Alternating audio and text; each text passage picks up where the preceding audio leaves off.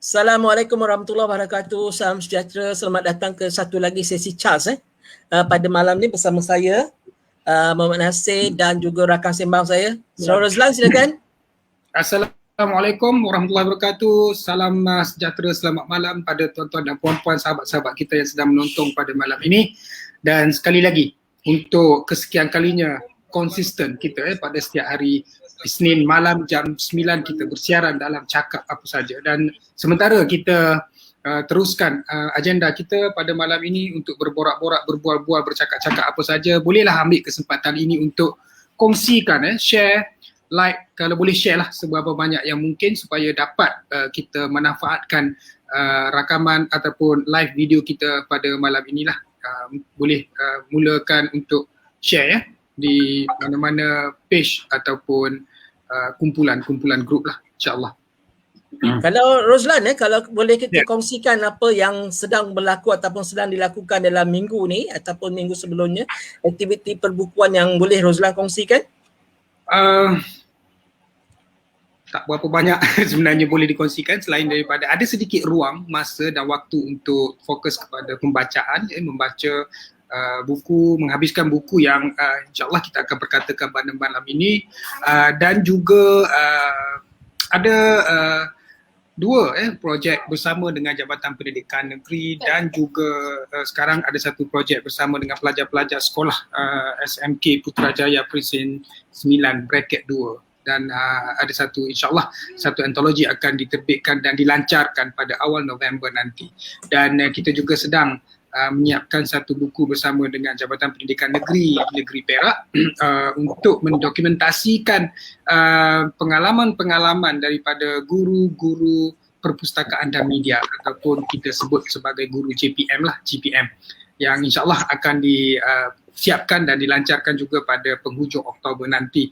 Dan hari ini saya telah bertemu dengan satu subjek lah, kita sebutkan satu subjek untuk penulisan bahan autobiografi beliau yang akan memulakan proses penulisan insyaAllah dalam tempoh 6 bulan mulai sekarang. Dan saya memilih untuk berkolaboratif bersama dengan sahabat penulis saya, saudara Rosman Mak Shah, yang juga telah baru saja menghasilkan sebuah buku Etos Anak Negeri, kumpulan cerpen dalam edisi Jawi. Sekali lagi saya perkenalkan, inilah buku beliau yang juga boleh dapatkan di medshopee.com dan juga di Shopee Noha. Dan saya dan juga di Mobile Book Cafe. Oh ya, Cik. Di Mobile Book Cafe juga boleh dapatkan juga, sebab kita juga ada meminta bantuan daripada Mobile Book Cafe untuk mewar-warkan buku ni. Boleh, minggu lepas ada pelancaran buku ni. Ya. Pada 16 September sempena dengan Hari Malaysia, buku ini dilancarkan oleh Cik Muhammad Akhir Abdul Latif, Ketua Pengarah Pertimbalan Penolong Ketua Pengarah Pegawai Pendidikan Daerah. Pegawai PPD. Ya, Pegawai PPD yang melancarkannya pada 16 September sempena dengan Hari Malaysia. Dan diraikan oleh kesemua penulis-penulis yang berkolaboratif di dalam buku tersebut, yang seramai 81 penyair, di mana terdapat di dalam buku tersebut sebanyak 193 puisi dedikasi untuk Hari Kemerdekaan Negara dan juga Hari Malaysia, insyaAllah. Dan itu saja. Dan mohon juga tuan-tuan dan puan-puan sekarang ambil kesempatan ini untuk terus share video kita supaya lebih ramai sahabat-sahabat kita dapat mengikuti siaran ini bersama pada malam ini, insyaAllah.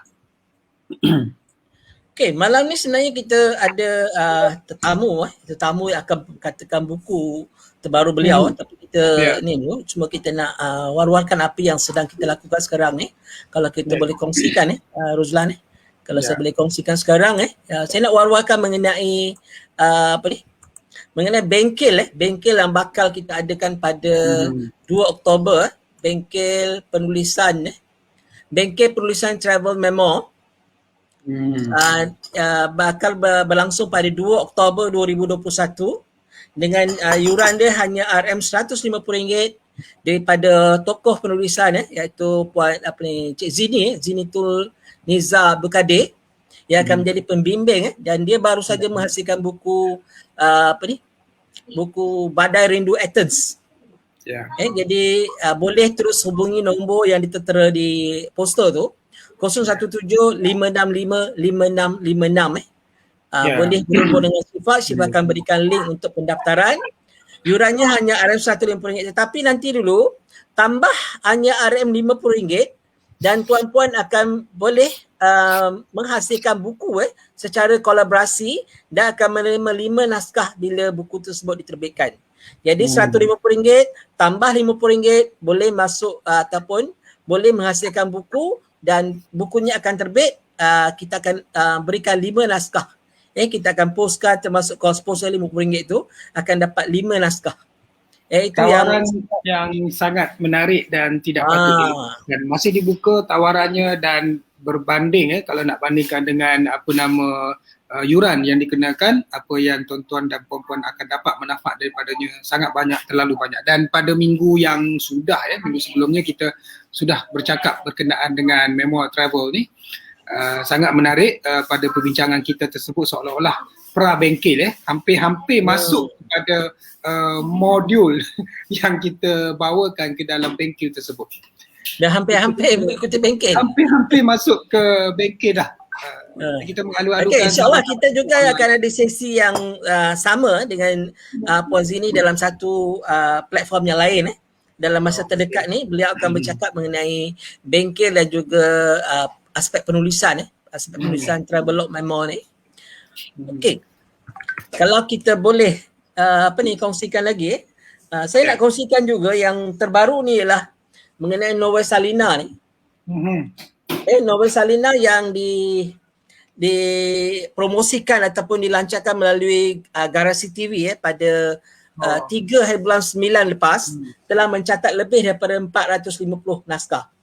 Aset dan kita ada 2 versi. Satu adalah versi yang tidak berbalut, tidak ada sijil, dan satu lagi versi ni dia ada berbalut dan ada sijil ada sijil yang diberikan. Kalau saya boleh kongsikan yang ni edisi premium, harganya RM50 saja, Ruslan. Saya tak tahu saya ada edisi yang mana. Ini edisi yang berlainan. Ada sijil atau tidak tu? Rasa berbalut rasanya. Ada sijil. Itu edisi premium. Edisi premium. Nombor sijil tu menarik Ini edisi kenangan 60 tahun nombor sijil saya adalah 0999. Tapi dia ialah edisi premium, iaitu edisi yang ada sijil dan ada tanda tangan. Nombor sijil tu kalau boleh bacakan. Nombor bersiri saya adalah 0999. Tapi saya boleh buat tawaran. Istimewa tu Kalau ada sesiapa yang 0999 saya boleh jual dengan harga RM999. Boleh.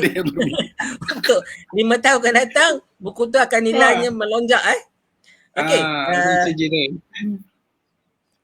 Okey Rozlan. Tetamu yang kita akan bersama pada malam ni sudah pun berada di layar Kalau kita boleh naikkan sekarang ni. Okey. Boleh kita naikkan sekarang? Ya, boleh insya-Allah dan mohon penonton-penonton kita untuk sama-sama terus Assalamualaikum Wabi. Waalaikumsalam, lupa nak unmute. Okey. Saya datang mula-mula sekali ke tempat yang belakang YB duduk tu. Saya terus ambil gambar yang dekat depan tu. Masuk saja pintu, buku dia banyak Ruslan. Ya. Saya terus gambar dengan buku-buku tu, selfie. Ada datang rumah? Ada. Saya tak ada. Dua kali saya datang. Okey, tak apa. YB, kita terus kepada buku yang kita akan perkatakan. Rozlan kalau boleh tunjukkan buku YB ni. Ya. Saya pun tunjukkan buku yang sangat menarik. Buku saya dah balut dah YB. Buku saya dah balut dah. Dah berbalut dah. Betul. Orang zaman sekarang tak balut buku. Tak balut buku. Tak apa, saya betul. Termasuk saya, lautai pun balut zaman. Salina yang kami jual ni pun ada 2 versi. Satu versi yang premium ni siap balut. Kita nak beri nilai tambah pada pembeli supaya dia menghargai koleksi sastrawan negara. Saya Salina ni nak cerita ada banyak versi dekat rumah. Saya nampak Salina saya. Masa kita sekolah dulu, versi yang yang diorang terbit semula, versi bahasa Inggeris, dengan ada satu versi saya dapat bukan ITBM, mana dia orang bagi hadiah banyak versi. Tapi kena beli satu lah yang Cik Nazir punya ni.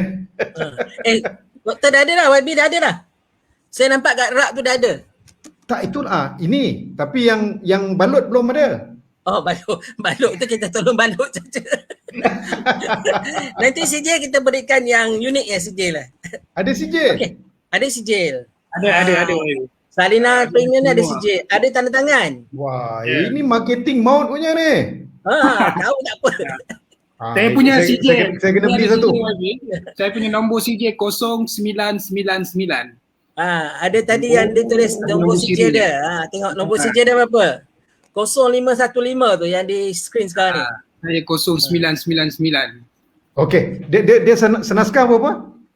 Yang ni premium ni RM50 saja, lebih RM5 daripada yang bukan tu.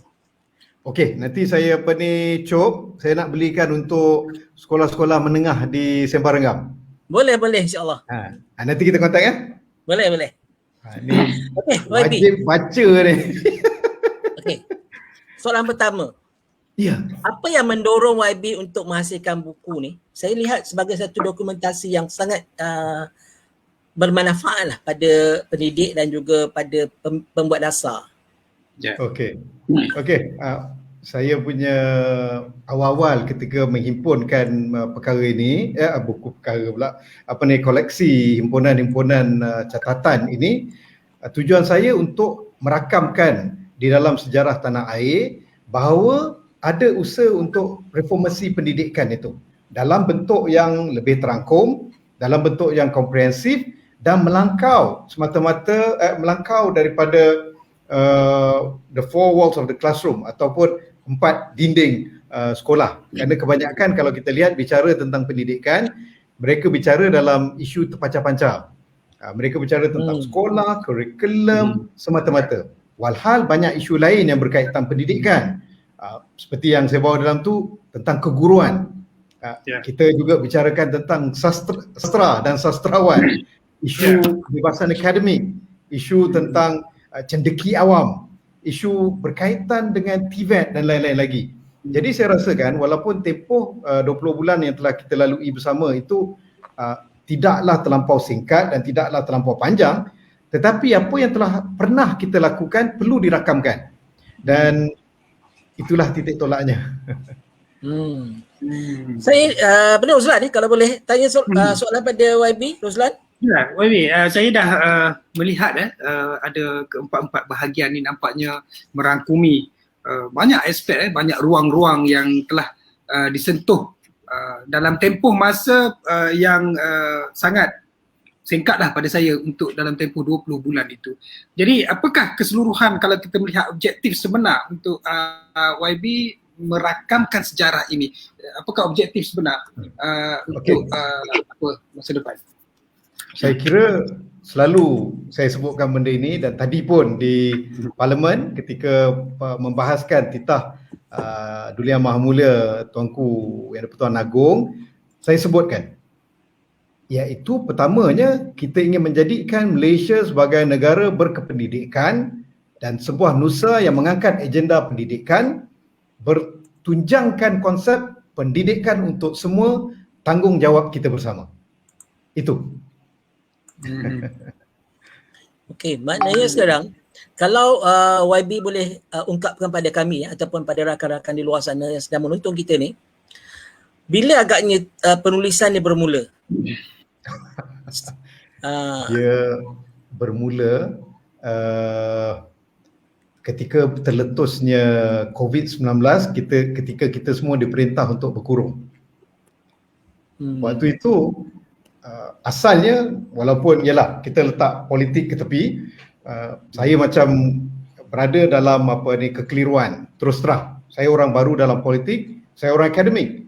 Jadi kita terlalu ideal, saya mempunyai banyak ideal. Jadi bila kita masuk ke dalam dunia politik, diberikan tanggungjawab sebagai Menteri Pendidikan, tugas utama saya nak angkat pendidikan kita. Saya ingin kualiti pendidikan kita, kalau dari segi keguruan dan sekolah setaraf Finland, dari segi pencapaian sains matematik setaraf Singapura, dari segi nilai dan disiplin setaraf Jepun, dari segi TVET setaraf dengan Jerman, dan dari segi kualitinya kita boleh berdiri sama gah dan juga sama terkenal dengan negara maju. Dan saya meletakkan 10 tahun sebenarnya, tahun 2030 kita akan capai, tetapi pasaknya harus dibumikan seawal mungkin, itu kita letakkan. Cuma politik mengambil tempat di situ. Saya melangkah ke alam politik masih lagi dengan mentaliti dan juga jiwa pendidik. Jadi mungkin sepak terjang politik itu terlampau kejam. Ya. Jadi bila berlaku jelah dengan saya diminta untuk melangkah jawatan, tak lama lepas tu kerajaan jatuh dan sebagainya, dan COVID terletus, saya berada dalam keadaan, terus terang saya katakan, in limbo, iaitu macam tidak kepastian. Parti yang saya sertai meninggalkan kerajaan untuk membentuk kerajaan yang baru, kan? Meninggalkan pakatan yang mereka menang bersama untuk membentuk kerajaan yang baru dengan pembangkang. Ya kan? Jadi waktu itu saya macam, apakah langkah saya seterusnya? Jadi pada waktu itu terus terang saya katakan, selama sebulan lebih saya cuba untuk retrospeksi diri, cuba untuk melihat kembali apakah tujuan kemasukan saya dalam politik. Dan akhirnya selama sebulan itu saya kata ginilah, saya perlu teruskan dengan apa yang saya mulakan, iaitu kembali kepada tujuan asal saya untuk menjadikan Malaysia sebagai negara berkependidikan. Maka kita berikan 2 bulan kepada kerajaan yang baru itu untuk menunjukkan peluangnya. Ternyata bila berlaku 2 bulan itu tidak seperti yang diharapkan. Jadi pada bulan Jun atau Julai tak silap saya, berlaku sidang parlimen yang pertama untuk kerajaan yang baru.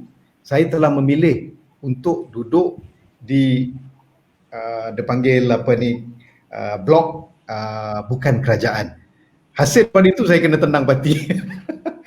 Saya kena buang parti dan saya menjadi bebas sehingga hari ini. Jadi tempoh ketika dibuang parti itu, ini saya tak mau cerita politik, tu nak cerita susu galur, genesis terhadap penulisan ini.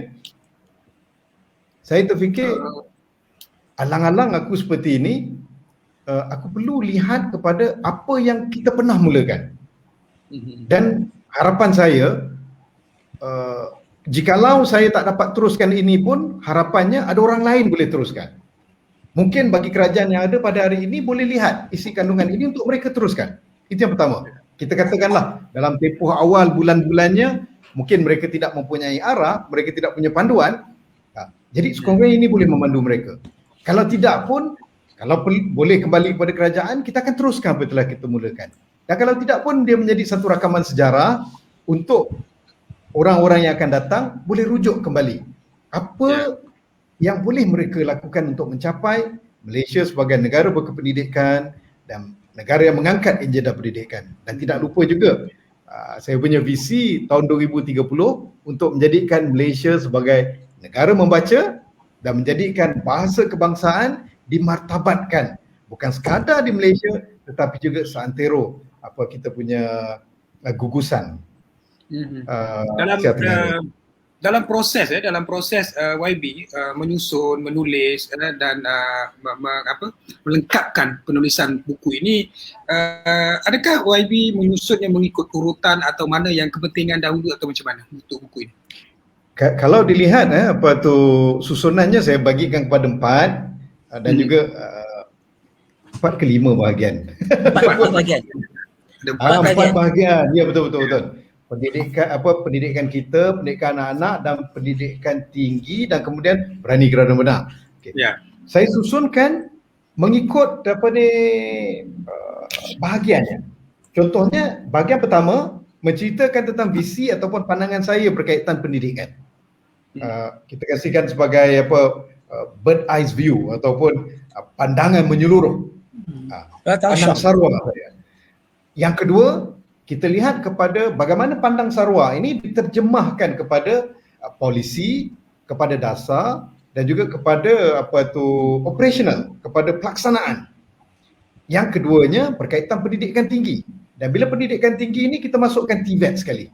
Bagaimana pandang Sarawak tadi diolahkan ke ke peringkat tertiary ataupun ke peringkat pengajian tinggi dan juga ke peringkat TVET tadi.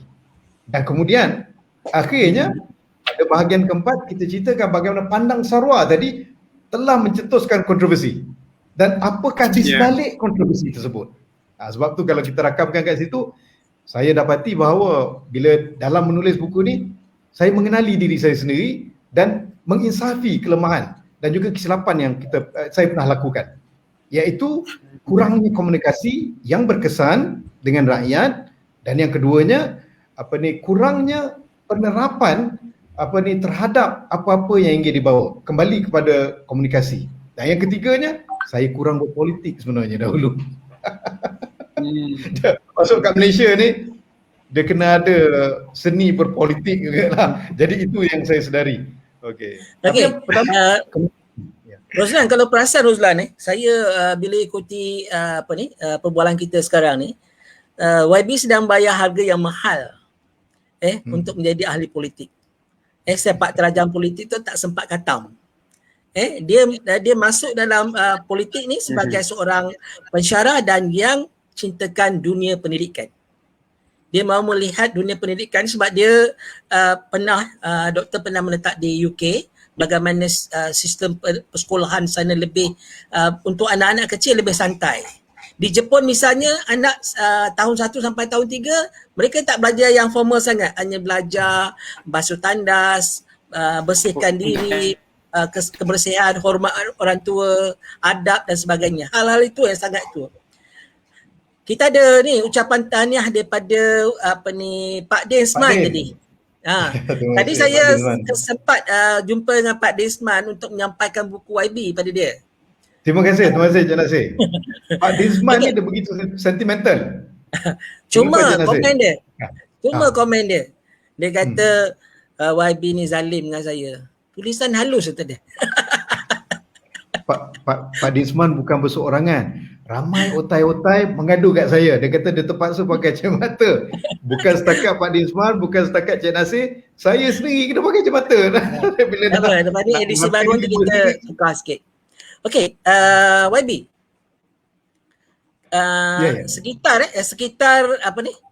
Sekitar tahun 2015 atau 2016 kita ada paksi ada membuat program di madrasah seni, Madrasah Tarbiyah di Jalan Gombak tu. Salah satu pengisian dia ialah kita membantu ataupun bersama dengan satu projek yang dilakukan oleh Goethe Institute. Ini sebutan ni saya belajar daripada mereka tu, Goethe Institute, yang mengendalikan program seni di kampung tu. Mereka datang bermesra dengan orang kampung dan kita juga meraihkan dia. Ini daripada seluruh dunia, hampir 20 atau 30 negara pada ketika itu. Dan satu yang saya perasan dalam buku YB ni, YB sangat mengharapkan ada satu usaha seperti Goethe Institute dilakukan oleh mungkin Dewan Bahasa. Kalau doktor boleh komen apa sebenarnya yang doktor harapkan daripada impian seperti itu. Encik Nasir, kalau kita perasan antara ciri-ciri ataupun sikap bangsa yang maju dan negara yang maju ini, mereka tidak bersikap eksklusif, tidak terjumut dengan diri mereka sendiri. Tetapi mereka pertamanya mempunyai jati diri dan keunggulan jati diri dan mereka pergi outreach keluar. Goethe Institute contohnya, mereka bangga dengan nilai bahasa mereka. Mereka bangga dengan kebudayaan mereka. Mereka bangga dengan ilmu-ilmu yang muncul di kawasan kontinental yang bersumberkan falsafahnya daripada Jerman. Begitu juga kalau kita pergi ke Sorbonne. Sorbonne kita juga, saya ada sebutkan kat dalam tu dan ada gambar saya dekat patung Victor Hugo tu. Begitu dengan Perancis. Bangga dengan bahasa, bangga dengan sastra, kembangkan, bawa keluar. Mereka bawa keluar mereka punya sastra dan cuba untuk membawa orang lain. Begitu hari ini Turki, Yunus Emre Institute contohnya. Bagaimana Turki mempunyai jati diri seperti itu juga. Dan lebih menyebabkan saya iri hati ialah Indonesia. Kita pergi ke mana-mana duta besar Indonesia, mereka mempunyai jabatan ataupun berbagai kantor yang menguruskan kesusasteraan, menguruskan bahasa Indonesia, sekolah Indonesia dan lebih menarik silat Indonesia. Pergi ke Amerika, pergilah ke Jerman, pergilah ke Jepang. Kita dapati itu. Dan ini merupakan ciri bangsa yang utuh, bangsa yang maju, bangsa yang mempunyai wawasan ke depan. Sebab tu baru ni bila kita lihat ucapan Presiden Jokowi, saya rasa gerun. Saya rasa inilah antara kuasa yang akan muncul. China begitu juga. Jadi sebab itu saya inginkan sangat DBP ini staraf dengan Goethe, staraf dengan British Council, staraf dengan Nippon Foundation, Yunus Emri, dan ini harapan saya. Kenapa?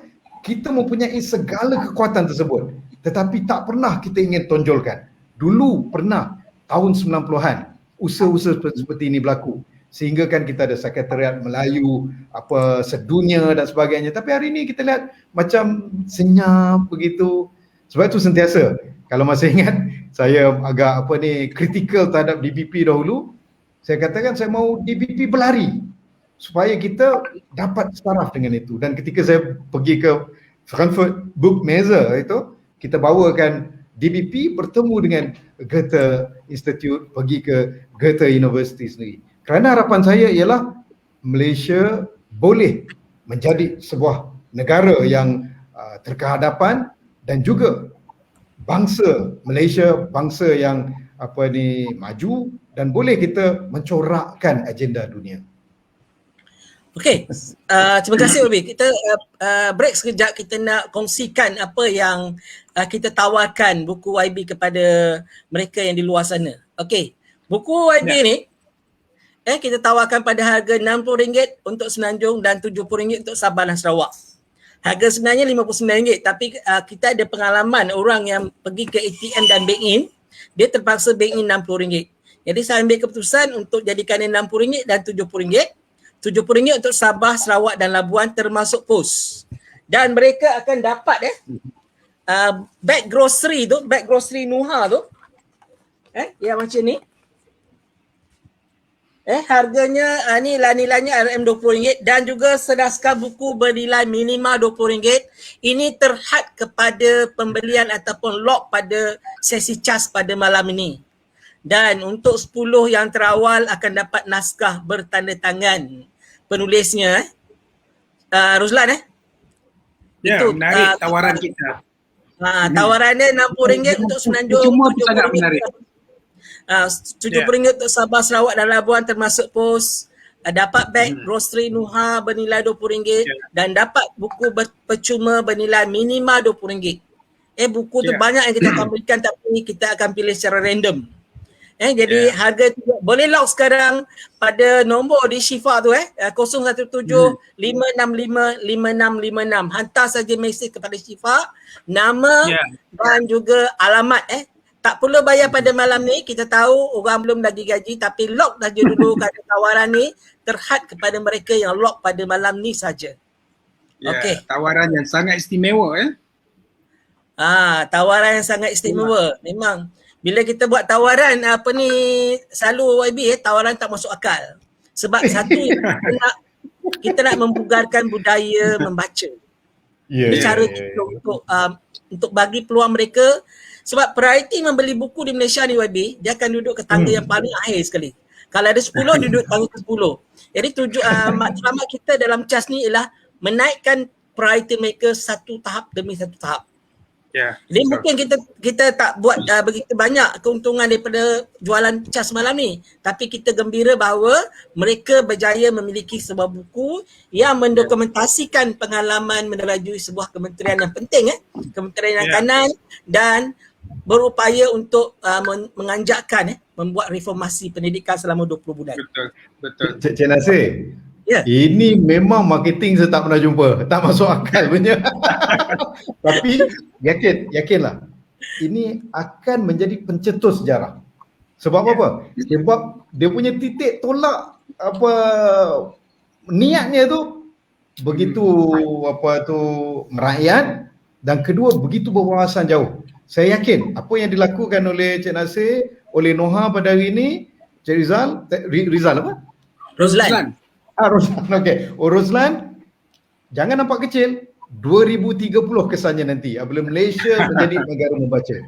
InsyaAllah. InsyaAllah. Saya pelik apa ni Roslan dengan Cik Nasir tak nak tanya kenapa tajuknya memori bukan memoir. Belum sampai lagi. Kita hold dulu. Tahu soalan belum panas lagi. Okay, kita pun ada beberapa soalan daripada audiens juga kita nampak. Ada pandangan daripada Pak Dinsman ni Roslan, kalau boleh bacakan pandangan daripada ini Pak Dinsman memberikan pandangan. Mungkin saya boleh bacakan pada YB ini Dinsman. Katanya kalau saya boleh bagi pandangan YB sedar yang YB tak pandai berpolitik sebab baru masuk politik dan bercadang nak belajar untuk bermain politik dengan lebih lagi. Saya tak setuju sebab kita dah berlebihan sangat dalam berpolitik. Eloklah YB kekal seperti sekarang dan ajak orang-orang politik supaya kurangkan sedikit berpolitik itu. Itu pandangan daripada Pak Dinsman. Mungkin YB boleh berikan sedikit komen? Jelas sikit. Tadi saya ketika keluar daripada parlimen, keluar daripada dewan, nak pergi menghadiri meeting kat luar lah lepas dah petang tadi untuk ada seorang veteran politik. Dia keluar juga dengan saya.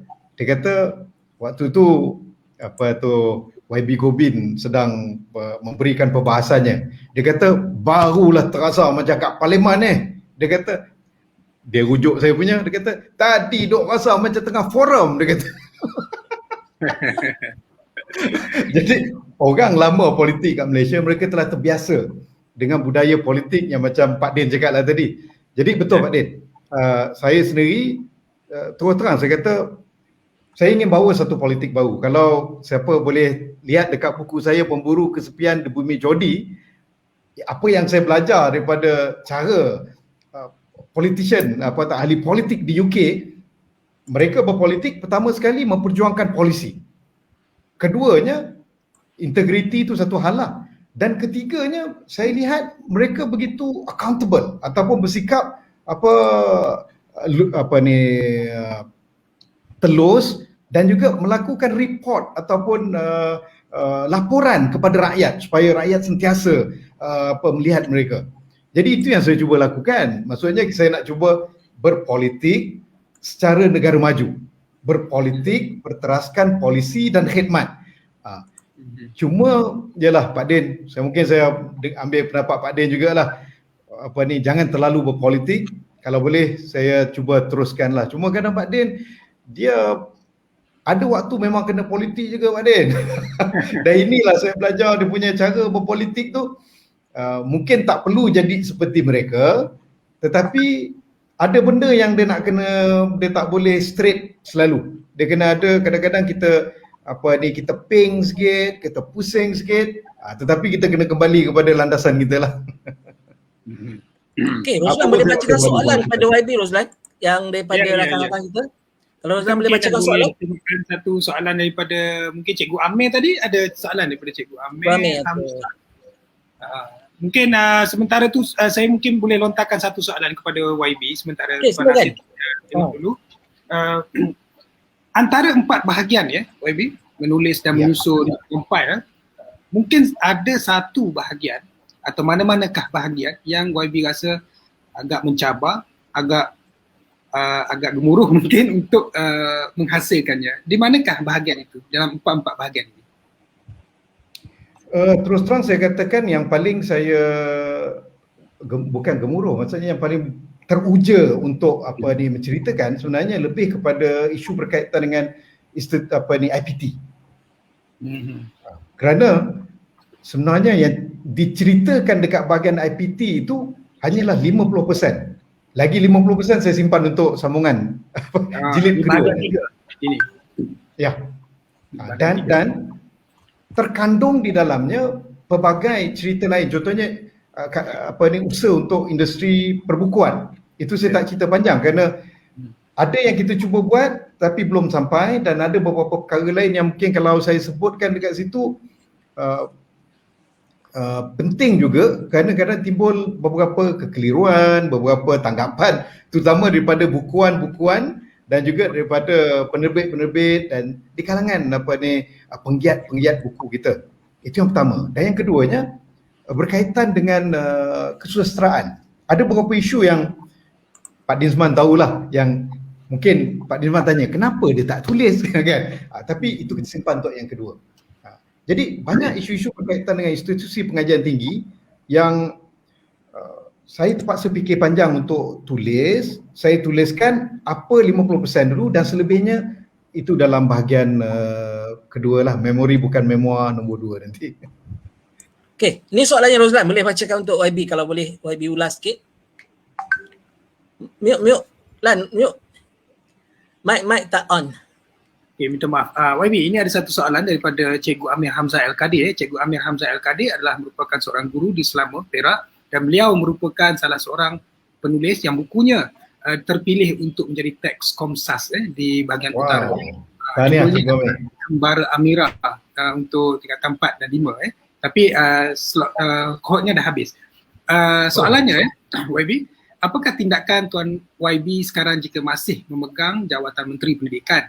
Adakah YB senang dengan keputusan membuka semula sekolah dalam keadaan pandemik sekarang? Ini isu semasa lah. Mungkin YB boleh jawab. Ada dua perspektif yang YB boleh jawab sebagai seorang ahli parlimen, sebagai seorang mantan menteri dan juga sebagai seorang ibu bapa. Saya nak lihat tiga-tiga tu. Soalan menarik ni. Saya kira saya telah jawab soalan ini di beberapa forum-forum sebelum ini. Pertamanya, saya perlu akses kepada data sebelum membuat apa-apa keputusan. Itu yang pertama. Dan yang kedua, isunya bukan nak buka sekolah sekarang ataupun bila. Isunya apakah metod yang kita gunakan. Saya sering timbulkan, iaitu apa keputusan yang ingin dibuat oleh Putrajaya, oleh KPM, dia tidak boleh over centralize, tidak boleh terlalu berpusat. Kita kena berikan kuasa otonomi kepada pihak daerah, kepada pihak sekolah, kepada pihak yang berkepentingan di sekolah itu. Sebab itu sering saya laungkan, berikan otonomi kepada sekolah. Sekolah nak tentukan buka ataupun tidak, mereka tak boleh suka-suka gitu. Mereka kena libatkan PIBG, libatkan KKM setempat, libatkan PBT. Sebab kalau kita lihat dalam isu vaksin, dalam isu nak buka PPV pun, pihak PBT terlibat, apatah lagi nak buka sekolah. Kerana kalau kita buka sekolah, pihak KPM hanya berkuasa dalam pagar sekolah saja. Keluar saja sekolah, itu di luar bidang kuasa KPM sebenarnya. Di situlah PBT kena terlibat, KKM kena terlibat. Dan lebih penting, PIBG dan juga pihak lokaliti setempat. Kalau ada adun-adunnya, kalau MP-nya, perlu keputusan dibuat di peringkat di peringkat bawah. Kerana apa? Sekolah, peringkat daerah, PPD lebih mengetahui keadaan setempat, keadaan lokaliti mereka dan keadaan keluarga berbanding Putrajaya. Kenapa saya sebutkan ini? Bayangkan, kita kata okey, contohnya KPM kata okey, kita buka sekolah bagi fasa 3 dan fasa 4. Fasa 1 dan fasa 2 tak boleh buka. Bayangkan, ada negeri fasa 1, tetapi tak semua daerah di dalam negeri tersebut fasa 1. Contohnya Selangor, banyak kes tinggi di Degil, di Sepang, di Petaling Jaya, tetapi jauh di Sabak Bernam, contoh sajalah, Sabak Bernam, di Kuala Selangor, mungkin kesnya tidak seperti di PJ, tak seperti di Dengkil, contohnya. Kenapa fasa 1 tu dikenakan untuk semua, sedangkan selamat di sana? Itu yang pertama. Yang kedua, Sarawak contohnya kes tinggi melonjak, tetapi itu mungkin di Kuching, di Bintulu ataupun di Sibu. Tapi kalau kita pergi ke Baram, ke Bario, kesnya mungkin tak ada. Kenapa sekolah tak boleh dibuka? Kan? Jadi dia kena mengambil kira pelbagai faktor. Jadi suka saya nak jawab setuju tak setuju, buka sekarang, buka esok, buka bulan lepas. Pada saya bukan bila, tetapi metodnya. Kena berteraskan sains dan data. Dan saya sentiasa menyeru bahawa, bukan menyeru. Orang tanya kalau saya jadi menteri apa saya buat? Pertama sekali, saya akan pastikan ada dashboard di laman web Kementerian Pendidikan untuk melihat berdasarkan daerah kawasan mana sesuai buka sekolah, kawasan mana tak sesuai buka sekolah. Kan? Kawasan mana yang sesuai PDPR, kawasan mana tak sesuai PDPR. Kawasan mana yang kita boleh gunakan, contohnya online. Kawasan mana yang kita gunakan teknik lain, manual, TV dan sebagainya.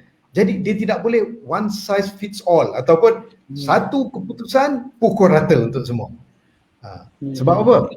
Kita kena berikan kepercayaan kepada pihak sekolah. Sebab tu hari ni dalam jawab perbahasan kat parlimen, saya kata saya dah malas nak cakap apa dekat berkaitan pengoperasian di Dewan Rakyat kerana KPM dah buat keputusan dan dia tak akan dengar cakap kita. Cuma saya kata apa pun keputusan mereka nak buat, pertamanya jangan bebankan guru. Ini sampai 2 kali. Mengajar kat kelas kena buat PDPR lagi. Jangan bebankan dengan pelaporan yang tak pernah surut. Lapor kepada pihak sekolah tak apalah. Lapor kepada ibu bapa tak apalah. Ni lapor pada PPD, lapor kepada JPN, lapor kepada jemaah nazir, bertindak. Sedangkan pada waktu ini sepatutnya cikgu juruskan diri mereka untuk mengajar semata-mata. Okey. Dan yang ketiganya, komunikasi yang jelas dengan ibu bapa. Tak mau ibu bapa pening ini. Ibu bapa pening. Macam-macam benda yang mereka pening. Jadi itulah yang perlu dilakukan. Sorry panjang pula jawapannya. Apa? Okey, jawapan tu agak tuntas sebab yang penting ialah dia melihat agak selektif lah, mesti selektif dan berdasarkan data sedia ada pada tempat itu. Jadi dia tak boleh satu one size fit all. Keputusan tu mesti berdasarkan sebab sekarang ni kita dalam era sekarang ni ialah micromanage. Dia tak boleh makro lagi dah. We need to go to the nitty-gritty of the problems. Okey, ini ada Abang Sani Sudin kirim salam kat YB. Oh, waalaikumsalam. Otai ni.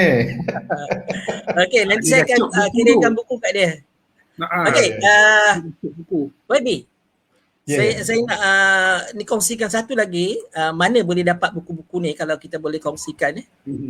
Tak apa, Rozlan kalau ada soalan boleh tanya soalan dulu Rozlan. Saya nak maklumkan sekarang kita dah Boleh saya bagi cadangan tak? Boleh. Saya tengok teruja dengan usaha yang Abang Nasir lakukan. Boleh tak saya kata, kalau lepas ni Abang Nasir cakap siapa yang beli buku kulit tebal, saya kasih sign semua. Oh, okey. Kulit tebal harganya RM75 dan pos dia ialah RM10. Boleh. Nanti orang order Abang Nasir ambil daripada saya kasih sign semua dengan tulis tawaran on the spot. Boleh. Tawaran on the spot daripada penulis sekarang dapat tanda tangan. Maklumat yang saya ada sekarang daripada Syifa ialah kita sudah melebihi 40 log malam ni. Setakat ini dah 40 naskah ni yang di log oleh rakan-rakan pelayar ni. Okey, Rozlan kalau kita boleh kongsikan soalan lain Rozlan kepada YB. Kita ada soalan pandangan daripada audiens kita. Tadi saya ada nampak macam Rosman Mak Syah ada pandangan, mungkin tuan boleh dapatkan. Ya, saya dapatkan soalan Rosman tadi. Okey. Rosman Mak Syah ni adalah Presiden KSNS, Karyawan Seni Negeri Sembilan. Beliau merupakan seorang sastrawan lah, penulis juga, dan beliau juga baru menghasilkan sebuah. Sebelum baca soalan ni kita pun kena maklum kepada YB, kita ni semua ahli kelab KSG. Kelab suami guru. Kami adalah kelab suami guru. Ahli kelab KSG, kelab suami guru. Mana isinya adalah guru. Jadi kita ada satu kumpulan yang tak rasmi nama dia KSG. Ada ramai dalam tu. Dalam grup tu ramai kelab suami guru. Okey, silakan soalannya Rozlan. Okey, ini soalan daripada saudara Rosman Mak Syah dan beliau mungkin saya perkenalkan sedikit, baru saja menerbitkan sebuah buku dalam edisi Jawi, Etos Anak Negeri, Kumpulan Cerpen, baru saja diterbitkan. Dan soalan beliau, pertama tahniah YB, antara ahli politik yang saya lihat antara ahli politik yang sangat dekat dengan kesusasteraan. Mohon pandangan YB yang kini sebagai ahli politik bebas dalam melihat kepentingan untuk mempertahankan tulisan Jawi. Saya berpendapat reformasi pendidikan harus melihat dan mengangkat seni warisan budaya, bahasa dan kesusasteraan. Saya juga ada nampak tadi berkenaan dengan Jawi juga daripada salah seorang penonton kita. Mungkin YB boleh berikan pandangan tentang usaha upaya dan untuk mengangkat Jawi, warisan Jawi kita. Okey, dia satu lontaran pandangan yang amat menarik. Dan kalau perasan zaman saya timbul kontroversi Jawi, tapi sebenarnya itu bukan kali pertama rupanya dalam politik Malaysia. Kalau kita ingat operasi lalang yang berlaku tahun 86 dahulu pun dicetuskan kerana isu tulisan Jawi. Jadi kalau mungkin untuk orang-orang baru mereka tak perasan, tapi kalau orang lama macam Abang Nasir mungkin cakna dan perasan tentang isu ini. Saya kira berhubung isu tulisan Jawi, kita tidak boleh lihat dari sudut pendidikan sahaja. Di sini mungkin kita bertanyakan di manakah yayasan warisan di peringkat negeri contohnya, di manakah MOTEC contohnya yang melihat pada unsur warisan, kebudayaan dan lain-lain lagi. Di peringkat kalau kita lihat di peringkat negeri-negeri, mereka lebih melihat kepada adat dan juga agama dan warisan. Mungkin satu kesilapan besar kita bila mengasosiasikan Jawi semata-mata dengan agama. Kalau kita lihat bila yang belajar Jawi ni hanya buku agamanya. Kan kalau kita walhal Jawi ini melangkaui agama itu sendiri. Kalau kita lihat pada karya-karya tahun 50-an ni, Pak Insman tahulah, 50-an, 60-an, 40-an, tulisan Jawi itu di dalam majalah-majalah pop pada waktu dahulu, pada akhbar-akhbar tabloid contohnya pada waktu dahulu, Mastika, yang novel-novel itu tulisan Jawi. Jadi jikalau kita melihatnya dari sudut warisan dan kebudayaan, pendidikan satu sudut untuk kita membawa ataupun menonjolkan isu Jawi dalam memelihara warisan kita, tetapi juga kita tak boleh ketepikan agensi-agensi lain yang melihat kepada isu ini. Jadi kalau kita wujud orang seperti tadi Cik Rosman, tak silap saya, Cik Rosman,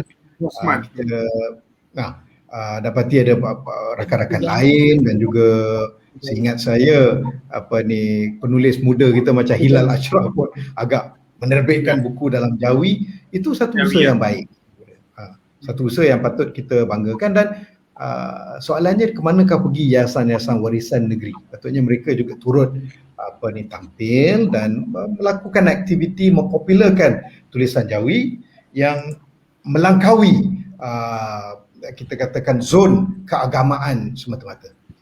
Malah zon bangsa itu sendiri. Dia kena melihat Jawi ini, kalau dia warisan negara itu, dia bukan hanya terkongkong ataupun kita katakan terikat dengan bangsa Melayu dan juga agama Islam sahaja, tetapi oleh kerana ia satu warisan, ia satu kita punya, kita katakan identiti negara itu sendiri, ia harus pergi ke ruang kemalaysiaan itu sendiri. Okay, YB, kita nak break sekejap. Kita nak tunjukkan di mana mereka boleh dapatkan buku selain daripada dengan Nuha. Kita di Nuha ni kita sangat liberal. Kita memang promote semua rakan-rakan yang bantu kita, yang turut bersama kita. Kalau saya boleh kongsikan sekarang ni ialah di mana mereka boleh dapatkan buku selain daripada dengan Nuha. Kita kongsikan sekarang. Ni YB tu je pun ada. Boleh disebarluaskan. Okay. Buku dapati di Mobile Book Cafe, Mac Shopee, di Shopee Nuha, Shopee Saudara MK Riza, dan di boleh beli lalu Yeza Store, Dr. Mazli pun boleh. Jualan buku Dr. Mazli.yeza.store, dan boleh juga beli melalui WhatsApp Nuha, whatsapp.me@Nuha Creative Resources. Ni semua wadah-wadah yang kita boleh dapatkan buku, bukan hanya daripada Nuha. Cuma pada malam ni kita berikan tawaran kepada rakan-rakan pelayar yang sudi bersama kita menonton sesi pada malam ni bersama YB supaya mereka dapat satu nilai tambah. Jadi yang mana log malam ni ada dapat keistimewaan lah, yang log malam ni. Dia dapat bag ini YB. Itu. Grocery bag ni. Power. Kemudian dapat pula buku buku ni random lah. Bernilai minimal RM20. Kalau rezeki dia baik, dia mungkin dapat RM35 dan sebagainya lah, bergantung. Jadi itu. Okey, YB. Sepanjang 20 bulan lah menerujui KPM. Di KPM tu banyak jabatan, banyak entiti. Masa kebetulan pula masa YB tu, YB terpaksa dua kementerian tu digabungkan menjadi satu. Menjadi Kementerian Pendidikan. Apa satu usaha ataupun inisiatif yang paling dekat dengan YB sepanjang 20 bulan tu, kalau boleh kongsikan? Inisiatif mengangkat kembali martabat guru. Pertama, yang ketika saya masuk saja kat pejabat, kita ringankan beban guru daripada kerja-kerja perkeranian, kerja-kerja yang tak berkaitan dengan tugas hakiki mereka. Untuk apa? Untuk kembalikan kedudukan mereka sebagai profession yang mulia, yang dipandang tinggi oleh masyarakat, dan lebih penting daripada itu, mengangkat guru sebagai adiwira Nusa. Kerana apa? Saya ingat pada tahun-tahun sebelum tu bila sebut cikgu ni, saya ingat kalau kat media sosial ramai salahkan cikgu dalam banyak perkara. Kadang ada yang pelbagai isu dan sebagainya. Dan nampak sangat kebajikan mereka tidak terjaga. Bila laporan berlapis dengan satu bestari net punya isu, mereka jadi darah tinggi lah apa semua kesukaran. Dan guru sering dipersalahkan. Ibu bapa salahkan guru, masyarakat salahkan guru semua. Akhirnya guru macam hilang mereka punya semangat. Lebih malang daripada itu, ada yang mempertikaikan kata, oh guru kita ni profession yang orang pilih terakhir dan sebagainya. Jadi saya rasa ini satu perkara yang tidak sepatut berlaku. Walhal kedudukan guru dan juga guru punya peranan itu amat penting dalam sesebuah negara. Maka pertama saya lakukan, kurangkan beban guru. Dan kita lakukannya melalui libat urus berterusan dengan NUTP dan juga Kesatuan Guru Malaysia Barat. Kerana apa? Mereka inilah yang mewakili suara guru di peringkat bawahan. Keduanya, kita angkat martabat mereka dengan melakukan pelbagai insentif. Pertamanya, kita jadikan mereka adiwira. Keduanya, kita cari guru-guru yang influential, kita buat edufluencer. Yang mana untuk guru-guru yang buat lebih usaha, kita jadikan gelaran guru adiwira dan pelbagai lain. Dan bahkan bila kita memilih tema Hari Guru pun, kita ambil yang Pak Samad punya sajak tu, obor kemah. Dan kita panggil Pak Samad sendiri untuk ni, dan itulah yang kita buat. Cuma yang saya tak sempat nak buat sampai habis dan kita lihat kerajaan hari ini pun tak teruskan, ialah konsep scholarly teachers ataupun guru berkesejanaan. Saya mempunyai visi untuk mengangkat guru kita seperti mana guru-guru di Finland contohnya. Guru di Finland, orang kalau tidak ada masters tak boleh jadi guru. Tapi kita nak buat terbalik pula. Kalau jadi guru, berkesudahannya mereka akan ada masters. Dan mereka kalau mampu lagi boleh ada PhD. Bagaimana? Dengan kita buat mereka punya latihan dalam perkhidmatan diberikan kredit, diberikan penarafan yang mana mereka himpunkan mereka punya kursus, himpunkan mereka punya pengalaman dan dibawa kepada apel, satu sistem di dalam pengajian tinggi hari ini. Di penghujungnya mereka akan dapat sarjana ataupun master degree. Seterusnya kalau mereka lebih ke depan lagi, mereka buat tesis, boleh dapat PhD. Jadi ini antara usaha yang tak kesampaian lah. Tapi waktu dia berakhir, kita akan teruskan lagi. InsyaAllah. Okey, Doktor YB bercakap pasal guru ni, saya ni hidup 28 tahun dengan guru. Apa KGB apa tadi? KSG. KSG. Roslan berapa tahun dengan guru, Roslan? Roslan dia Ya, saya online sekarang. Putus. Berapa tahun dengan guru? Berapa tahun hidup dengan guru? Berapa tahun hidup dengan guru? Saya rasa dalam belasan dah. 16 kot, 15 tahun. 17-18 tahun. Saya 28 tahun. 15 tahun. Jadi kita dah memandang masalah. Kita doktor. Lagi stres lah, YB. Satu perkara yang mungkin stres juga nak kena kongsikan juga kan. Kita di sekolah, sama-sama saya sekolah, mungkin saya agak nakal, jadi agak clash lah dengan guru disiplin. Dan sekarang saya telah dihukum, YB, di mana saya serumah dengan guru disiplin. Karma. Saya duduk dengan guru disiplin sekarang.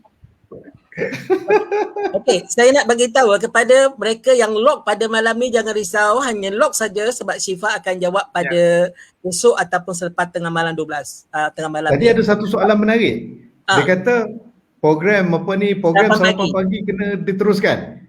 Betul. Ya. Saya setuju dan dengan SOP yang ketat. Dalam belanjawan 2022 ini kebetulan kerajaan selepas MOU dengan pihak Pakatan Harapan meminta input, dan antara input yang saya perjuangkan ialah untuk program sarapan pagi. Dan insya-Allah dalam perbahasan belanjawan nanti pun saya akan bawa agenda ini, dan saya sedang cari waktu untuk bertemu dengan Yang Mak Perdana Menteri sendiri mengemukakan agar diteruskan kembali program sarapan pagi. Dan di dalam saya punya proposal penyataan polisi yang kononnya lah menjadi plan jangka masa panjang pendidikan, plan pemulihan dan plan pasca Covid, saya sebutkan tentang program sarapan pagi. Ini memang kita kena perjuangkan. Ya. Okay. Saya setuju sangat sarapan pagi ni. Ini KSG pun sokong kerana dia ada unsur-unsur untuk tidak membebankan guru lah untuk ambil order. Setuju. KSG nak sokong. Saya memang setuju program sarapan pagi bila YB mula-mula utarakan hal ni, dan ada sekolah-sekolah yang telah melakukan pilot mengenai hal ini. Sebabnya satu kalau kita kerajaan prihatin ni ataupun kerajaan dulu pun berikan banyak insentif kepada rakyat di luar sana, yang terpalit ialah ibu bapa yang dapat bantuan itu, bantuan ini, kemudian diterjemahkan dalam bentuk makanan yang sihat. Makanan sihat ada atas meja. Tapi bila YB pergi satu langkah ke hadapan, menyiapkan sarapan pagi, beban ibu bapa tu untuk memastikan anak-anak dapat makanan sihat itu sudah sedikit berkurangan. Jadi boleh menumpukan pada sahsiah yang lain. Dan cikgu juga. Bayangkan, cikgu akan makan sekali dengan pelajar. Jadi cikgu tak payah nak buat sarapan untuk anak-anak kat rumah, dan tak payah kalut-kalut nak buat makan untuk dia sendiri. Jadi dia pergi sekolah, dia boleh makan percuma dan juga ajar anak-anak murid etika makan, etika cara menguruskan sisa-sisa makanan, dan juga buang sampah, recycle semua itu, kita semula. Dan lebih penting sekali, waktu makan bersama dengan anak murid itu, dia boleh menerapkan nilai-nilainya. Di samping nilai ekonomi, jimat duit mak bapak, jimat duit guru, dan kita bantu pembekal makanan basah setempat. SME akan mendapat limpahan daripada pelaksanaan ini. Okey. Untuk mereka yang ingin log buku memori, bukan memo ni, buku ni, tapi jangan tengok buku saya dah berbalut jadi jangan tengok buku saya ni, buku saya dah siap balut. Boleh log di nombor 017-565-5656, hanya log nama dan bagi alamat dan sebagainya. Kemudian Syifa akan balas. Hanya mereka yang log pada sesi cas pada malam ni sehingga 12 tengah malam ni saja yang akan mendapat hadiah beg grocery dan juga buku percuma bernilai minimum RM20. Jadi jangan risau kalau Syifa tak balas mesej tu, sebab Syifa juga sedang mengadakan sesi yang lain. Okey, YB, bercakap pasal buku ni, saya selepas berkenalan dengan Pak Disman sekitar tahun 2008, dia ajak saya satu acara untuk ke Kuala Pahang untuk bertemu ataupun satu program lah dengan arwah Azizi Abdullah dan ramai lagi. Cikgu Aziz. Dan itulah program kita bersama dengan nelayan kecil Kuala Pahang. Okey, itu cerita lain. Selepas pada itu, saya pergi ke satu bengkel yang Pak Disman ajak, bengkel penulisan. Bengkel penulisan yang dikenalikan oleh arwah oleh CAP di bawah pimpinan arwah SM Idris. Ustaz Azizi pun patutnya ada, tapi dia hanya datang pada satu sesi saja, tak silap saya. Tapi bapa Sastrawan Negara Samad Said ada dalam sesi itu. Jadi saya belajar menulis pada ketika tu. Itulah pada 2010. Dan selepas tu dicabar dalam bengkel tu ialah siapa yang boleh menghasilkan tulisan yang paling cepat dan tersiar. Dan saya menyahut cabaran tu. Dalam tempoh 30 hari saya menulis di tulisan saya tersiar di Mingguan Malaysia pada ketika itu. Okey, tapi yang menarik tulisan saya ialah mengimarahkan sastrawan negara. Jadi saya nak bawa topik mengimarahkan sastrawan negara yang YB memang perjuangkan daripada sejak menelajui TPM ni. Sebab kita lihat sastrawan negara satu institusi yang sangat patut diimarahkan. Saya menulis panjang dalam tu. Saya tulis kenapa kita tidak memberikan ruang pada sastrawan negara untuk mewakili negara, menaja mereka menghadiri persidangan dan sebagainya, memberikan mereka kemudahan. Jadi selepas 10 tahun benda tu terjadi. Sastrawan negara diberikan imbuhan bulanan, diberikan kemudahan berkarir dan sebagainya. Boleh YB ulas sikit mengenai sastrawan negara di universiti yang YB cetuskan tu? Saya pertama ucapkan tahniah pada Abang Nasir. Dia agak lewat Abang Nasir start 2008. Tetapi dia skyrocketing dia laju terus pergi tak berhenti.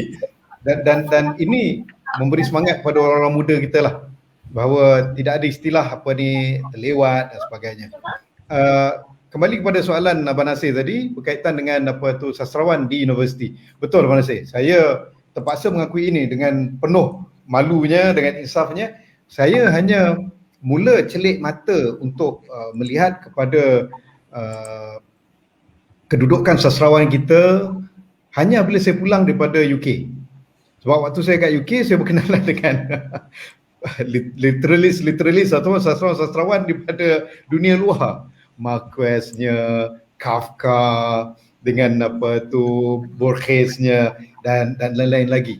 Kita kenal dengan sastrawan kontinental, sastrawan Amerika Latin. Kemudian kita pergi kepada sastrawan Farsi dan Arab, apatah lagi, itu memang saya bergelumang daripada zaman remaja lagi. Tetapi penghargaan terhadap sastrawan negara agak kurang. Saya terpaksa akui, saya hanya rapat dulu membaca karya Pak Shannon, arwah Cikgu Azizi, Pak Samad. Tetapi yang lain saya agak kurang, kecuali S. Osman Kelantan saja. Tambahan pula, saya dulu tak ambil sastra di sekolah. Jadi bila saya pulang tu, saya mula tersedar. Itu yang saya mula ada komunikasi dengan Pak Din waktu tu, tak silap saya program-program IDE. Dan dengan Cikgu Azizi pun dulu masa awal saya mengajar UIA, kami menulis bersama di majalah Millennial. Semenjak itu, bila menjadi Menteri Pendidikan, antara perkara pertama saya letakkan dalam agenda ialah untuk mengangkat sastrawan kita. Pertamanya supaya dihargai di nusa kita sendiri, dan kemudian untuk diangkat di peringkat antarabangsa. Yang lebih saya terkesan apabila kita bertemu dengan Frankfurt Buchmesse punya pengarah. Dia kata mana bahan-bahan pada Malaysia untuk mereka jual kepada antarabangsa. Kenapa tidak diterjemahkan karya-karya sastrawan negara? Itu tersentuh saya. Seingat saya, ITBM pernah melakukan usaha-usaha sebegini. Tetapi di zaman waktu saya menjadi menteri itu, terdapat arahan lama daripada kerajaan lama yang ingin diteruskan oleh Kementerian Kewangan, iaitu untuk menutup ITBM. Mereka ingin serapkan ITBM ke dalam DBP. Tetapi di situ terdapat beberapa kekangan perundangan untuk DBP ambil ITBM sebagai anak syarikat. Jadi kita nak cuba selesaikan isu itu, dan usaha saya ialah untuk ITBM dan DBP bergerak sekali mengangkat sastrawan kita. Tapi itu di peringkat agensi. Walhal yang paling penting di dua institusi utama kita untuk mengangkat sastrawan. Pertamanya di sekolah, keduanya di universiti. Sekolah ni cerita menarik. Saya pergi ke sekolah jenis kebangsaan, sekolah rendah lah, sekolah jenis kebangsaan Tamil. Saya pergi, saya lihat dekat dinding sekolahnya gambar-gambar tokoh-tokoh yang saya tak kenal. Jadi saya tanyakan kepada guru besar dan juga guru yang ada. Saya tanya, siapa muka-muka ni? Siapa tokoh-tokoh ini? Jadi dia katakan, oh ini tokoh bahasa Tamil, namanya sekian, dan dia panggil anak-anak murid dia. Suruh bacakan sajak kawan ni, bacakan syair kawan ini, nyanyikan lagu kawan ini. Saya agak kagum. Kagum kenapa? Kerana mereka menghayati betul. Saya pergi ke sekolah jenis kebangsaan Cina. Mereka juga mempunyai tokoh-tokoh kan, tokoh-tokoh lagi lama, tokoh-tokoh silam dan klasik. Dia bacakan ini, dia bacakan itu. Dan ketika lawatan saya ke Indonesia, saya pergi ke sekolah Cina, sekolah suci, sekolah swasta. Pergi, terdapat tokoh-tokoh bahasa, tokoh-tokoh pejuang nasionalis Indonesia dengan ungkapan-ungkapan yang begitu bersemangatnya. Pak Harto, Pak General Sudirmannya, dan juga ramai sastrawan mereka dan anak-anak tadi di sekolah swasta suci Cina boleh mengungkapkan ungkapan-ungkapan oleh sastrawan mereka, oleh pejuang-pejuang kebangsaan, oleh tokoh nasionalis dan juga berbangga. Jadi saya pulang ke Malaysia, ini satu retrospeksi, dan saya kata saya mesti lakukan sesuatu untuk ubah kompas negara kita ni. Maka saya kata kita kena angkatkan sastrawan kita di peringkat sekolah, di peringkat IPT dan juga di media masa. Maka kat sekolah itulah yang saya minta KPM pada waktu itu untuk dimasukkan di setiap peringkat daripada darjah 1 hingga tingkatan 5, sajak-sajak, cerpen-cerpen, karya-karya sastrawan negara kita untuk mereka kenali. Di dinding-dinding sekolah perlu ada ungkapan-ungkapan, perlu ada gambar-gambar, perlu ada sudut-sudut sastrawan ini. Tetapi malangnya itu agak tak sempat dilakukan. Tak sempat dilakukan, terus terang. Saya agak kesalkan perkara itu. Yang kedua, dekat universiti. Universiti saya katakan mesti ada sastrawan tamu. Setiap universiti kena ada sastrawan tamu, kena ada sudut sastrawan tamu, dan sastrawan inilah yang mereka angkatkan. Itu telah berlaku. Dan saya dapati bahawa setengah universiti masih meneruskannya. Cuma ada universiti yang tidak ni. Dan untuk awam pula bagaimana? Itulah yang saya minta DBP terbitkan semula karya-karya sastrawan kita dalam bentuk mampu milik yang RM10 itu, mereka terbitkan buku kecil-kecil banyak itu. Tetapi itulah, bila berubah kerajaan seolah-olah usaha untuk mengangkat sastrawan dan juga sastra agak sepi. Sastrawan negara kita selama 18 bulan ini seperti tidak mendapat tempat di dalam agenda kerajaan itu sendiri. Dan saya tak pasti sama ada mereka telah ataupun tidak menerima apa yang telah kita putuskan untuk mendapat bayaran bulanan. Kalau universiti memang mereka lah yang bertanggungjawab untuk angkat sastrawan negara di peringkat antarabangsa. Tapi ini saya tak tahulah berlaku lagi ke tidak sekarang. Yang saya tahu ada universiti masih buat, mereka update dengan saya, dan banyak universiti yang tak berikan update kerana bertukarnya visi-visi mereka. Dan bila bertukar naib chancellor, biasanya mereka akan ikut kerajaan yang memerintah. Bila kerajaan memerintah tidak peduli, tidak cakna terhadap sastrawan dan sastra, maka mereka pun tidak cakna kepada sastrawan dan sastra. Okay. Kami di Nuha, YB, kami di Nuha, kita melihat sastrawan negara ni sebagai satu, saya secara peribadilah, daripada saya mula menulis, saya obses terhadap Salina. Saya mula membaca Salina masa tingkatan 2. Baca kali kedua, saya dah bermimpi untuk menjadi penerbitnya. Dan itu yang saya lakukan baru saya lakukan pada 2019, tercapai. Okey, soalannya sekarang ni, saya secara peribadi memang tak nampaklah sastrawan kita yang ada sekarang ni, selama 14 orang ni, benar-benar diimarahkan. Tidak satu entiti ataupun institusi yang menjadi owner pada mereka. Ada benda yang sepatutnya bawah KPM ataupun Dewan Bahasa sebagai sekretariatnya, tapi bila sampai hal-hal itu, oh ini bukan tanggungjawab kami.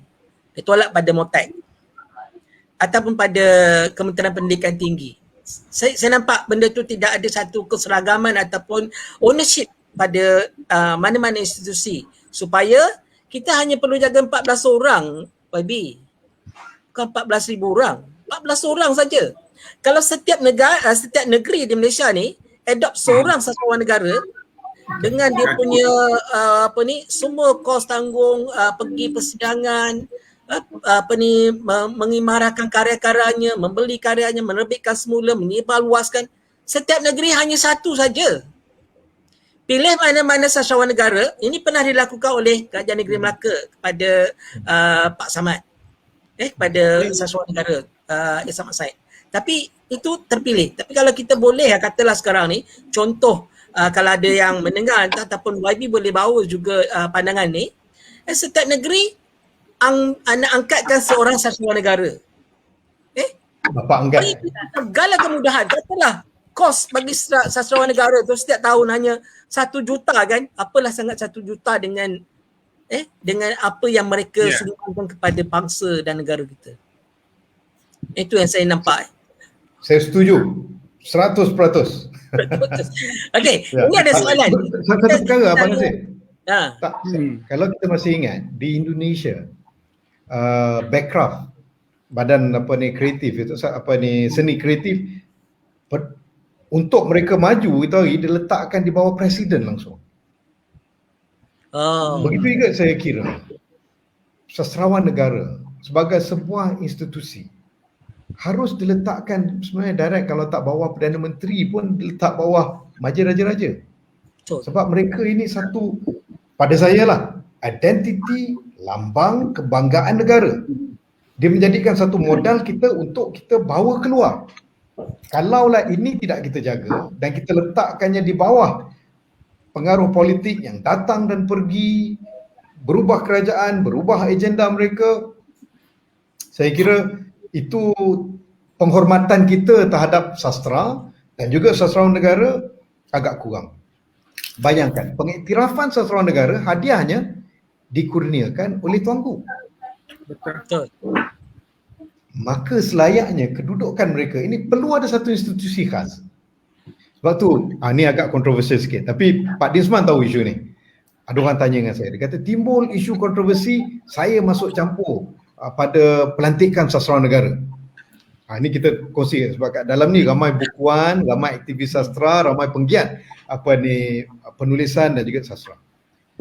Ya, saya masuk campur bukan kepada penentuan siapa nak jadi sastrawan negara, tetapi kepada method untuk memilih sastrawan negara mestilah berdasarkan data dan saintifik.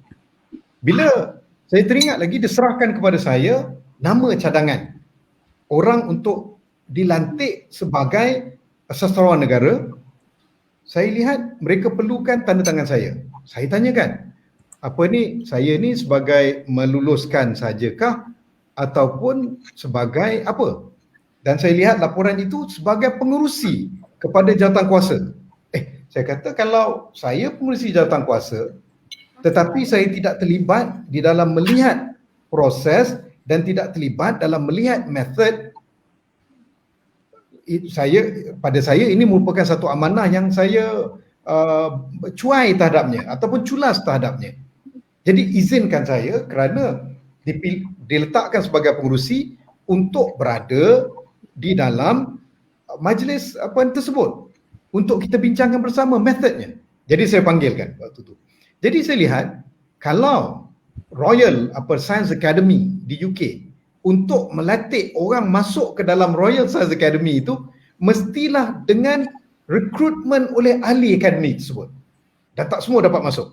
Tak semua profesor layak masuk. Kan?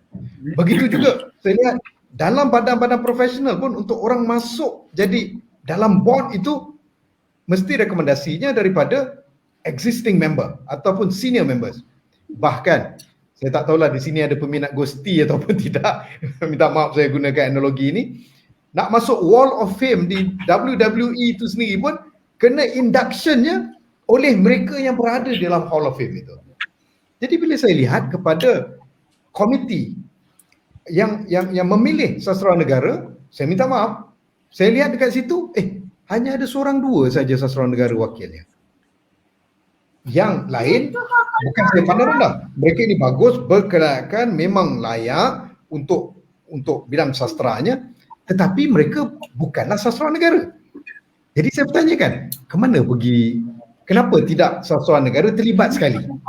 Itu yang pertama. Dan yang keduanya, saya tanyakan lagi, apakah ada matriks di sini? Kita perlu ada matriks supaya pemilihan kita itu scientific. Jadi berdasarkan ini dia kata, daripada keputusan mesyuarat, maka sekian jumlah memilih orang ini. Saya kata okey, itu bagus, itu menarik, sebabnya gini. bagus, menarik, tetapi pada saya kita kena bersikap saintifik. Kita kena mempunyai kedua-duanya method kuantifikasi ataupun kuantitatif dan juga kualitatif. Mereka bersandarkan kualitatif semata-mata. Jadi bila kuantitatif itu saya berikan kepada mereka method berdasarkan kuadran.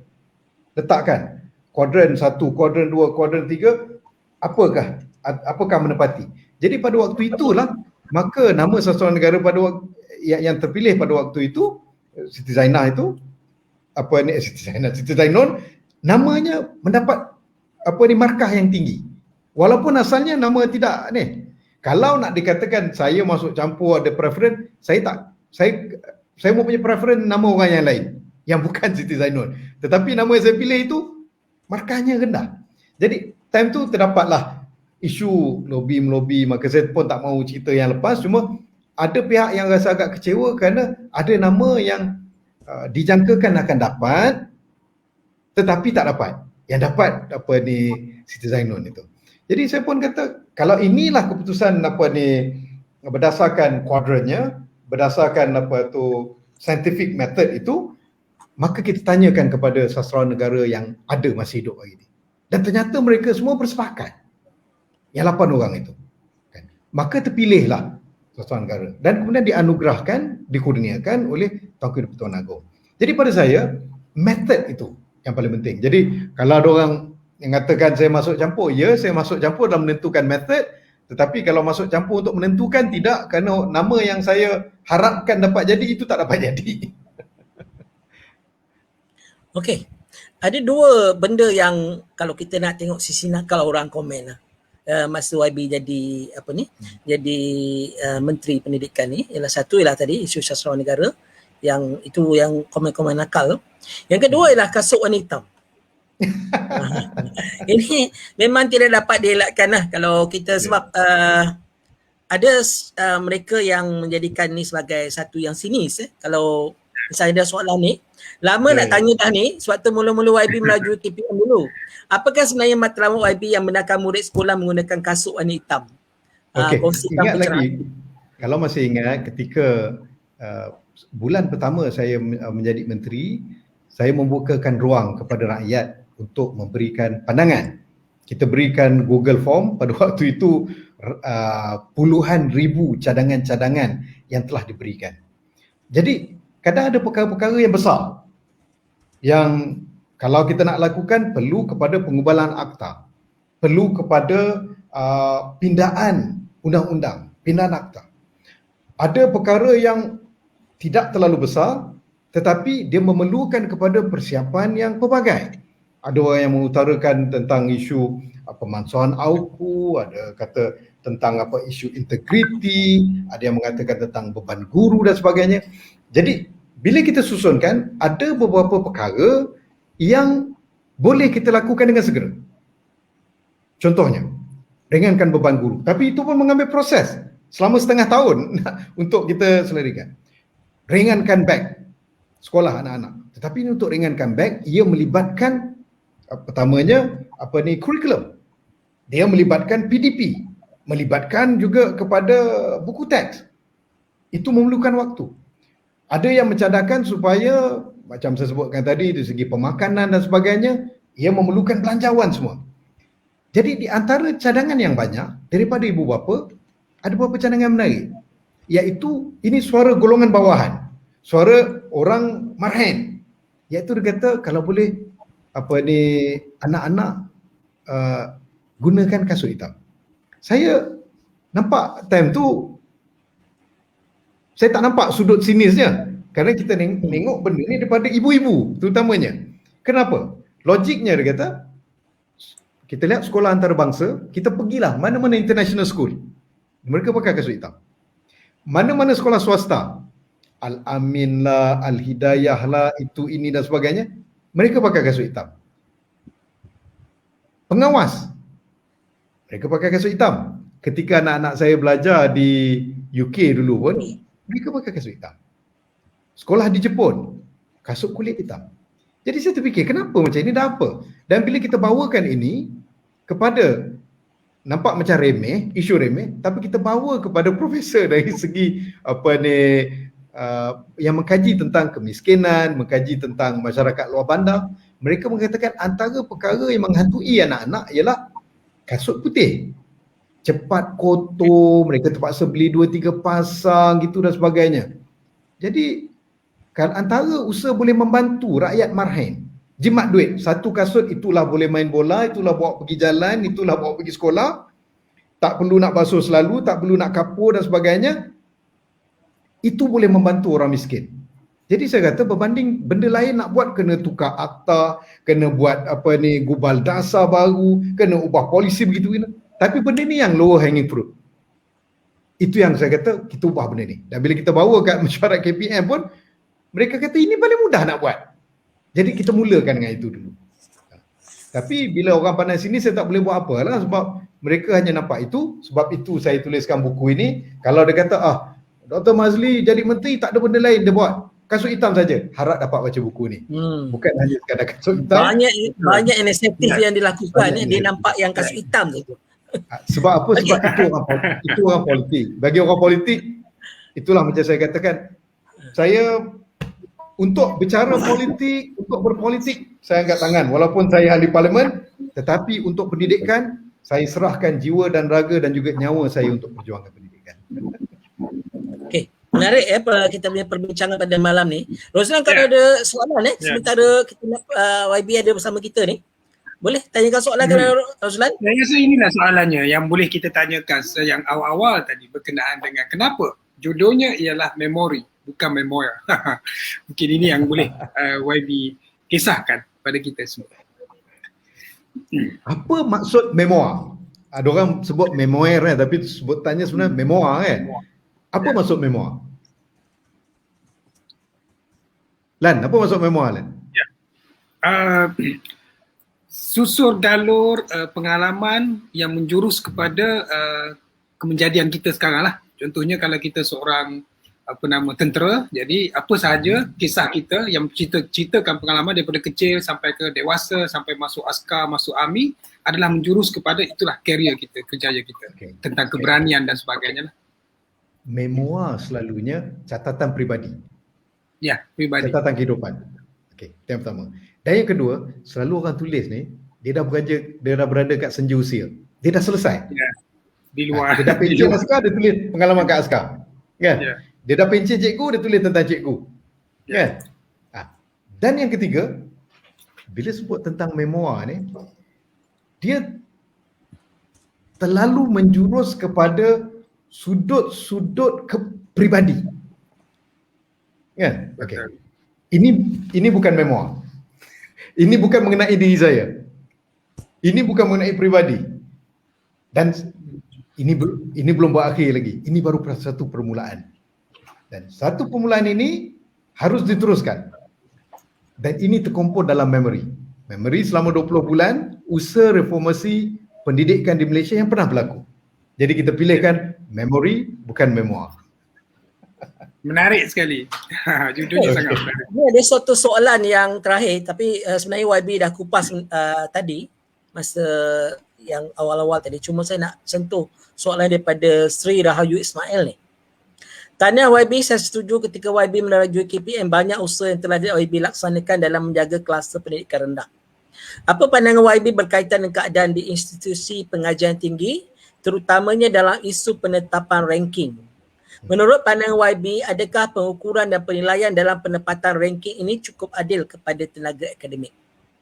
Inilah yang perlukan ISI dan sebagainya. Kita terlampau taksub dengan ranking oleh UK Top 50 dan sebagainya. Apa komen YB? Rasanya ini ada dekat dalam bahagian 3. Okey. Ada dalam bahagian 3 di dalam bab sambutan hari akademik muka surat 287, bukan eras keping ijazah muka surat 265, dan juga integriti dan wibawa warga akademik tempatan yang tercala 292 dan kebebasan warga akademik. Saya lebih suka untuk melihat secara menyeluruh. Kalau ditanyakan oleh Siti Rahayu adakah cukup adil, saya katakan tidak cukup adil. Dan juga kalau ucapan saya sewaktu amanat tahun baru 2019 juga saya sebutkan bahawa kita kena pergi melangkaui apa tu ranking. Kita kena pergi kepada usaha pertamanya universiti untuk masyarakat. Kita berbakti kepada masyarakat. Keduanya, isu integriti kita kena perjuangkan. Ketiganya, isu apa tu pengantarabangsaaan universiti kita. Dan yang keempatnya, paling penting sekali, kita menjadikan universiti sebagai pusat, sebagai kita panggilkan ranah cendeki awam untuk membantu menyelesaikan masalah sebenar masyarakat. Okay, Rozlan, kita setiap minggu kita ada 2 orang yang kita berikan cenderhati CHAS ni kepada 2 penanya soalan yang memberikan manfaat soalannya kepada ramai yang lain. Saya pilih soalan Sri Rahayu Ismail tadi. Rozlan pula? Tak dengar Rozlan? Mute tu. Okey, lupa pula tadi.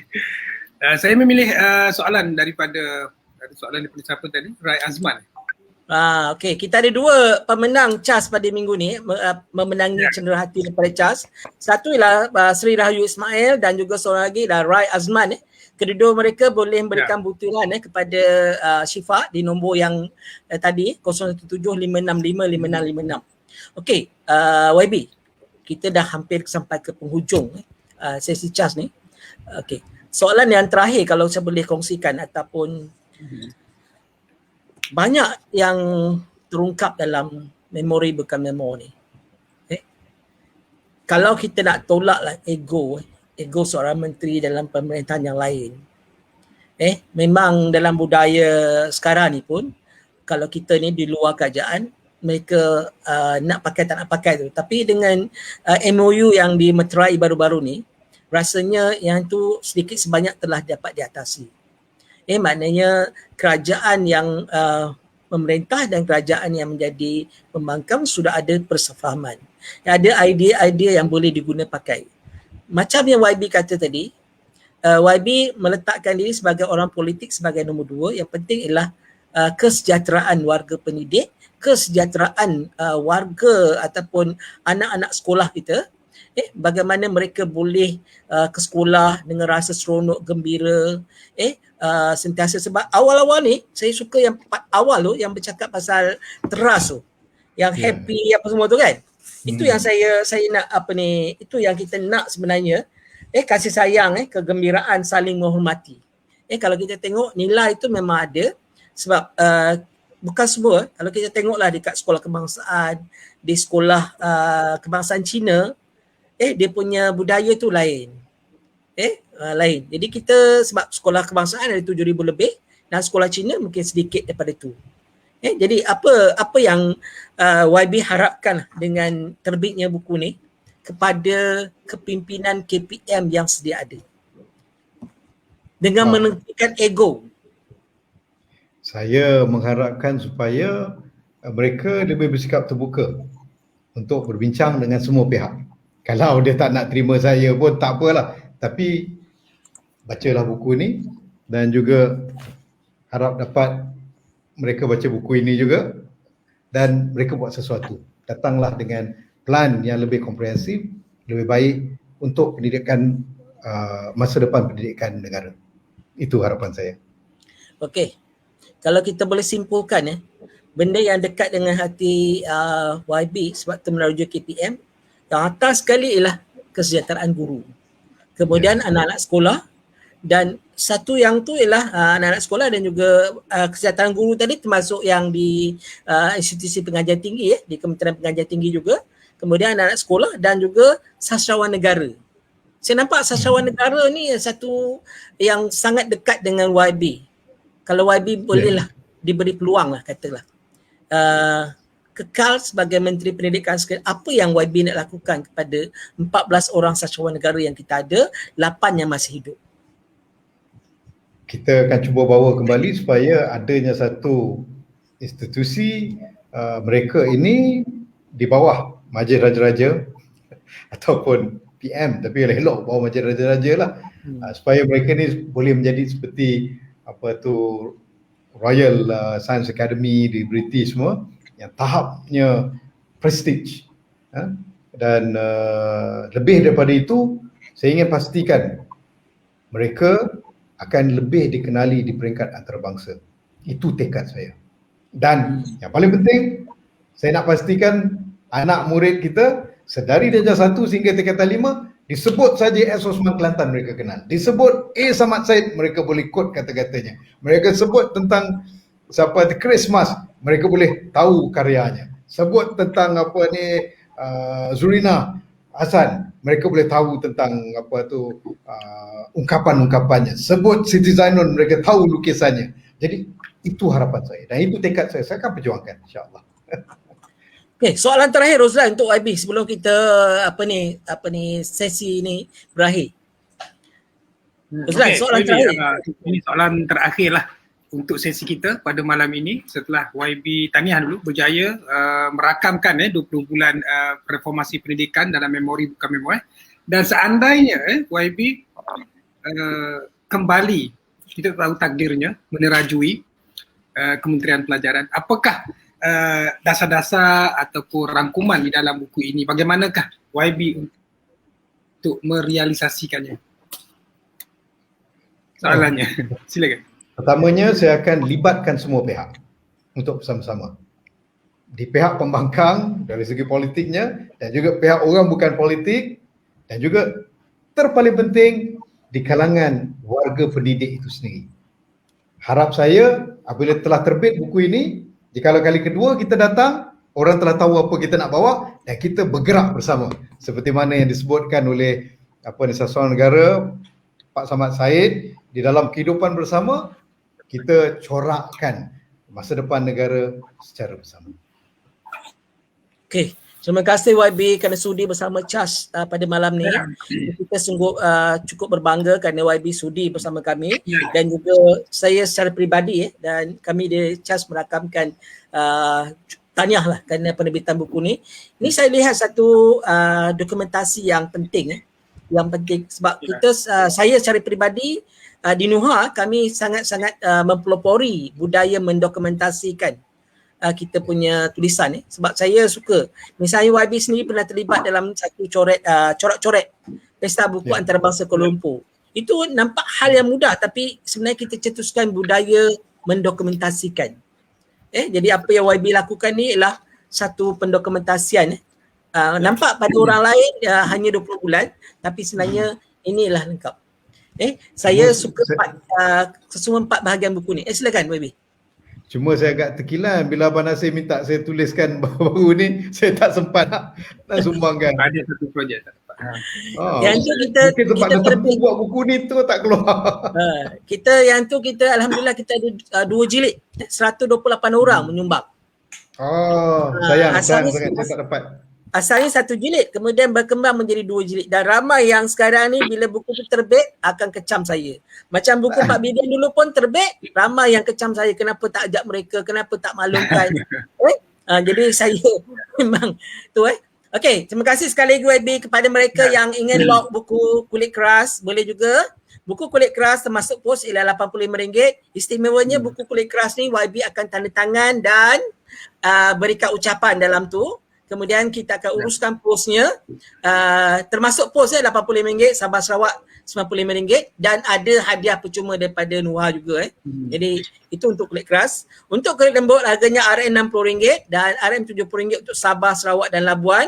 Percuma beg grocery NCR bernilai RM20 dan juga buku percuma bernilai minima RM20. Mesej yang dapat pada saya sekarang ni, kita sudah melebihi 60 log pada sesi ini saja. InsyaAllah log ni akan berkembang bila kita tutup pada malam ni ataupun kita benarkan sehingga hari Jumaat. Jadi kita benarkan kelonggaran, mereka boleh buat bayaran selepas hari Khamis, selepas gaji nanti, tak apa. Yang penting mereka log pada malam ni, itu menunjukkan minat dan kesungguhan mereka untuk mendapatkan buku YB. Kami di CHAS sekali lagi, Rozlan, kita sama-sama ucapkan terima kasih pada YB dan tanya juga kerana berjaya memberikan buku. Dan seperti tulisan saya di Facebook sebelum ni, YB memang seorang penulis. Kalau diletakkan KPI seorang menteri, YB sangat cemerlang. dengan sebab ada buku. Kalau buku tu menjadi KPI, YB sangat cemerlang. Okey, kita doakan YB akan terus berjaya dengan careernya. InsyaAllah kita doakan yang terbaik untuk YB supaya kita sama-sama dapat menikmati apa yang diungkapkan dalam buku ni. InsyaAllah sama ada terus daripada YB ataupun daripada mereka yang diberi amanah untuk menerajuinya sekarang. Kita jumpa lagi pada sesi akan datang. Terima kasih sekali lagi YB. Assalamualaikum warahmatullahi wabarakatuh. Terima kasih. Assalamualaikum warahmatullahi wabarakatuh. Terima kasih.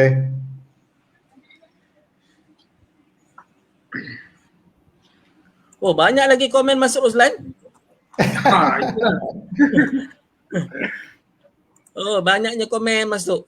Kita memang memang benda ni live. InsyaAllah bila kita dah upload dekat YouTube, dia punya viewer akan bertambah lagi. Dan selalunya kita ada pesanan daripada siaran di YouTube nanti. Okey, selamat malam. Terima kasih, sharekan link. Okey. Terima kasih. Okay. Sama, terima kasih. Lan, terima kasih. Assalamualaikum. Assalamualaikum. Okey Rozlan, itu saja kita punya sesi pada malam ni. Oh, kita ada banyak soalan menarik sekali. Kita bawakan YB Dr. Mazli Malik dengan bukunya. Sebenarnya kita tak banyak yang sempat kita sentuh sebab ada soalan yang kita jawab. Tapi sangat menarik perbincangan kita pada malam ni membawa seorang yang betul. Bonusnya YB sendiri telah mengumumkan untuk menandatangani edisi kulit keras yang ditentukan pada malam ini saja. Sebelum ini kita tak rancang. Untuk mereka yang lock pada malam ni sebab setakat ni yang dimaklumkan oleh Syifa, kita sudah ada 60 lebih lock. Saya tak pasti yang kulit keras atau kulit lembut, tapi yang kulit lembut memang kita harapkan lebih banyak supaya mereka dapat sama-sama menyelam apa yang ditulis. Okey, jumpa lagi pada sesi akan datang. Assalamualaikum warahmatullahi wabarakatuh. Jumpa lagi Ran. Terima kasih.